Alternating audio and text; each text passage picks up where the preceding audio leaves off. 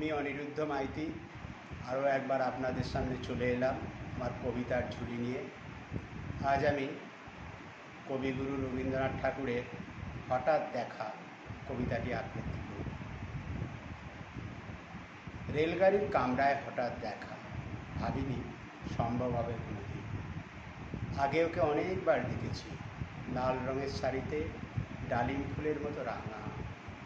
আজ পড়েছে কালো রেশমের কাপড়, আঁচল তুলেছে মাথায়।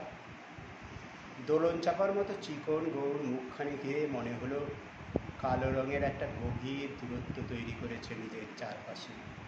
যে দূরত্ব সর্ষে ক্ষেতের শেষ সীমানায় শালবনের নীলাঞ্জনে। থমকে গেল আমার সমস্ত মনটা। চেনা মানুষকে দেখলাম অচেনার গাম্ভীর্যে। হঠাৎ খবরের কাগজ ফেলে আমাকে করলে নমস্কার। সমাজবিধির পথ গেল খুলে, আলাপ করলেন শুরু। কেমন আছো, কেমন চলছে সংসার? সে রইল জানালার দিকে চেয়ে, যেন কাছের দিনের ছোঁয়াচ পার হওয়া চাহনিতে।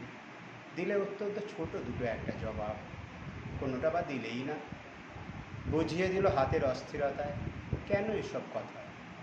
এর থেকে অনেক ভালো চুপ করে থাকা। আমি ছিলাম অন্য বেঞ্চিতে ওর সাথীদের সঙ্গে। একসময় আঙুল নেড়ে বলল কাছে আসতে। ভাবলাম সাহস তো কম নয়। বসলুম মোড়ে এক বেঞ্চিতে। ইঞ্জিনের আওয়াজের মাঝে বলল মৃদুস্বরে, কিছু মনে করো না। সময় কোথায় সময় নষ্ট করা? সামনের স্টেশনেই নামবো আমি। দূরে যাবে তুমি, দেখা হবে না আর কোনো দিনও। তাই যে প্রশ্নটার জবাব এতকাল থেমে আছে, শুনবো তোমার মুখে। সত্যি করে বলবে তো?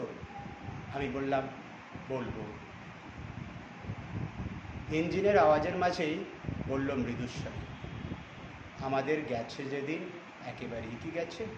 কিছুই কি নেই বাকি? একটুকু রইলেন চুপ করে। তারপর বললেন, রাতের সব তারাই আছে দিনের আলোর গভীরে। খটকা লাগলো, কি জানি বানিয়ে বললেন নাকি? সে বলল, ঠিক আছে যাও ওদিকে। সবাই নেমে গেল পরের স্টেশনে। আমি চললেন একা। নমস্কার।